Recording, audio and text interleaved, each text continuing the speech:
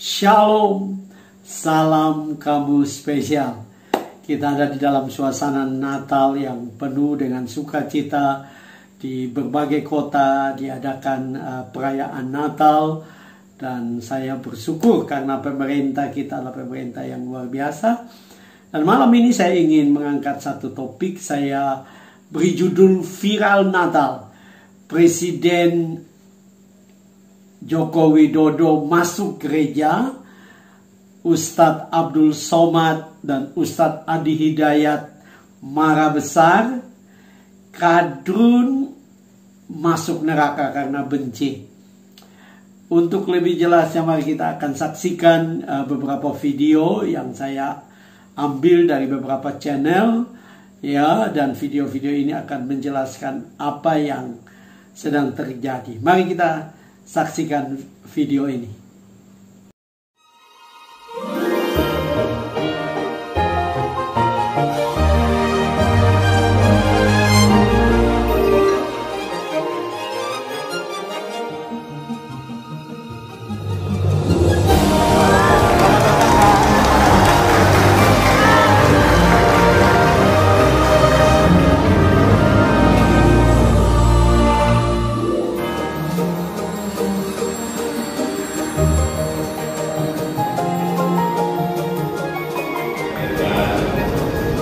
Selamat Hari Natal dan selamat menyambut Tahun Baru 2023. Saya melihat Bapak sangat senang, Bapak sangat bahagianya, Bapak Ibu,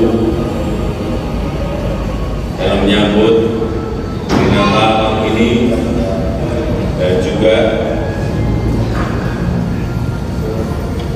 kita semuanya bisa terus menyambung persaudaraan, mempererat persaudaraan, memperkuat kerukunan di antara kita.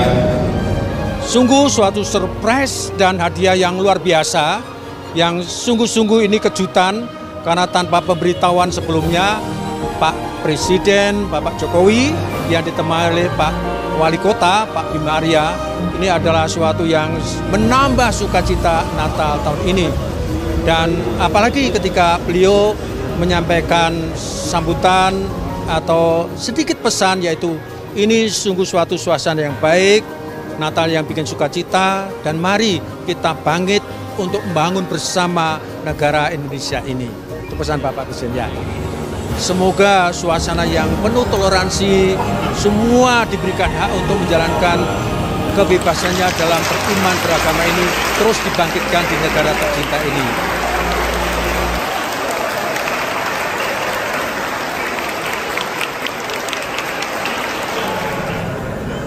Mari bersama-sama kita terus mempererat persaudaraan kita, memperkuat kerukunan kita untuk bangkitan Negara Kesatuan Republik Indonesia. Selamat Natal, semoga Tuhan memberkati kita semuanya. Terima kasih.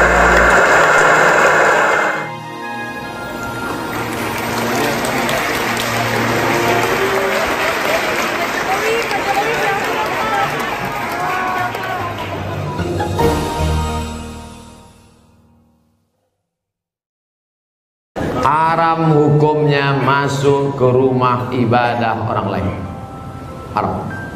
Saya tak nonton film ini sampai habis, baru menengok trailernya.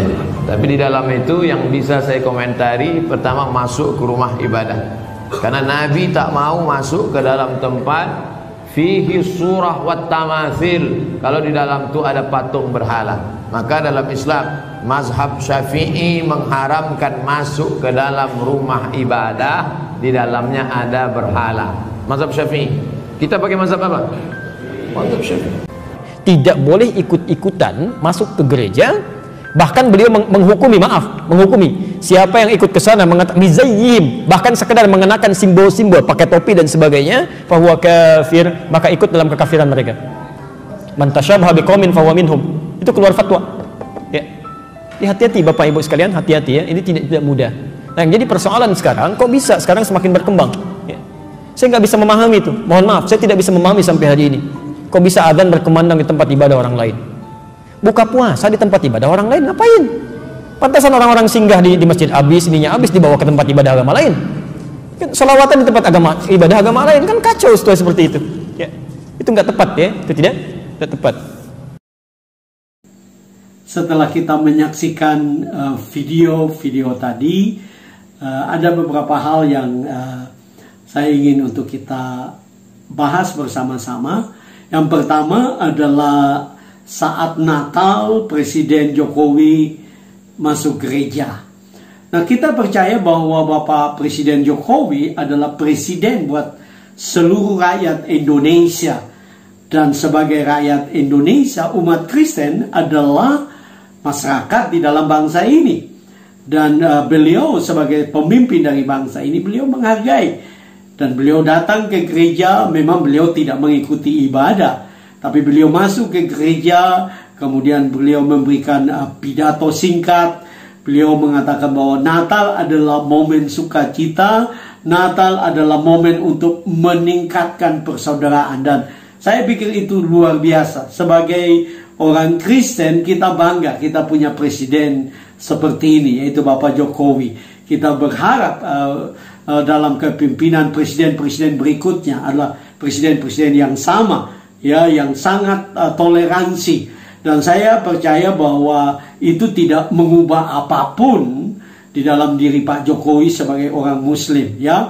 Dan orang Kristen pun tidak ada yang yakin bahwa karena Pak Jokowi masuk gereja dengan sendiri Pak Jokowi menjadi orang Kristen. Tidak mungkin, ya. Tidak ada pandangan itu dalam kekristenan. Tapi kita menghargai saja. Nah, yang kedua, saya juga ingin membahas tentang ceramah dari Ustadz Abdul Somad dan juga Ustadz Adi Hidayat yang melarang untuk orang masuk gereja. Ya, nah, saya pikir mereka punya hak sebagai pemimpin agama, mereka punya hak sebagai ahli agama untuk menjelaskan kepada umat, untuk menafsirkan sesuatu dari kebenaran yang mereka percayai. Dan itu hak mereka. Bahwa kalau orang Muslim masuk ke gereja dan apabila ada patung, maka dengan sendiri dia sudah dapat dikatakan ikut menyembah. Ya, itu terserah kepada Pak Ustadz Abdul Somad maupun Ustadz Adi Hidayat. Tetapi kita sebagai orang Kristen sebenarnya merasa senang apabila para pemimpin boleh membuka diri untuk masuk. Saya sendiri secara pribadi pernah masuk masjid, saya pernah pergi ke Viara, kami berkunjung, ya, waktu kami belajar tentang perbandingan agama, kami berkunjung ke tempat-tempat ibadah. Dan itu tidak mengubah iman saya, karena saya percaya bahwa iman itu menyangkut hubungan pribadi, ya, pengakuan. Saya bisa ada di satu tempat ibadah, tetapi kalau saya tidak punya hubungan pribadi dengan penyembahan di tempat itu, maka saya tidak menjadi orang yang beragama seperti tempat ibadah itu. Karena itu keputusan pribadi yang saya harus ambil keputusan, bukan karena tempat, bukan karena paksaan dan sebagainya. Nah, yang ketiga saya ingin kita belajar tentang orang Majus yang adalah para bangsawan datang untuk menyembah Dia. Nah, kita baca di dalam Injil Matius pasal 2 ayat 11. Injil Matius pasal yang kedua ayat yang ke-11. Di sini dikatakan, maka masuklah mereka ke dalam rumah itu dan melihat anak itu bersama Maria ibunya, lalu sujud menyembah Dia. Mereka pun membuka tempat harta bendanya dan mempersembahkan persembahan kepadanya, yaitu emas, kemenyan, dan mur. Nah, kita perhatikan di sini adalah contoh yang sangat alkitabiah, yaitu bagaimana orang Majus itu datang untuk berjumpa dengan bayi Yesus, dan mereka bertemu dengan Maria ibunya, mereka bertemu dengan bayi Natal, putra Natal, yaitu Kristus sendiri. Dan Alkitab mengatakan waktu mereka berjumpa, mereka langsung sujud menyembah. Nah, ini sesuatu yang menunjukkan bahwa mereka melakukan penyembahan, karena mereka percaya bahwa bayi Natal itu adalah juru selamat dunia. Dan mereka menyembah Dia. Bahkan Alkitab mengatakan bahwa mereka membuka tempat harta bendanya dan mereka mempersembahkan persembahan, emas, kemenyan, dan mur. Dan saya pikir ini adalah gambaran daripada ritual atau penyembahan. Nah, kalau mereka melakukan seperti ini adalah penyembahan. Tetapi kalau seseorang masuk ke tempat ibadah agama lain hanya untuk melihat, hanya untuk silaturahmi dan sebagainya, saya pikir itu tidak mempengaruhi iman seseorang. Tetapi itu hak dari setiap agama untuk melarang umatnya. Tapi kita kembali kepada kebenaran yang saya ingin angkat malam ini, yaitu Bapak Ibu saudara-saudara, bahwa dengan menyembah Yesus sebagai bayi Natal, percaya bahwa dia adalah juru selamat dunia, itu menjadi kunci agar kita diselamatkan. Karena keselamatan hanya ada di dalam Kristus Yesus. Apabila Bapak Ibu saudara-saudara belum percaya, belum membuka diri, belum beriman kepada Yesus, saya mau mengatakan, buka hatimu, buka dirimu, agar engkau menerima dia sebagai Tuhan dan Juru Selamat. Sehingga engkau memiliki keselamatan yang kekal. Engkau memiliki kepastian keselamatan.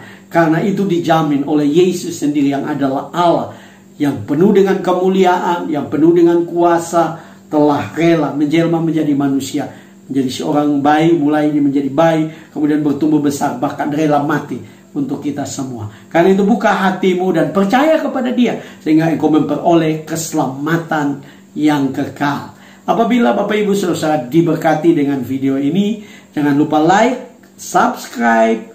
Ya, Bapak Ibu saudara boleh memberi komentar, kemudian menekan lonceng, sehingga setiap kali saya upload video, Bapak Ibu saudara mendapatkan notifikasi. Dan apabila Bapak Ibu saudara diberkati dengan video ini, jangan lupa bagikan sehingga ada banyak orang yang diberkati dan diselamatkan. Saya percaya Tuhan memberkati Bapak Ibu saudara. Shalom.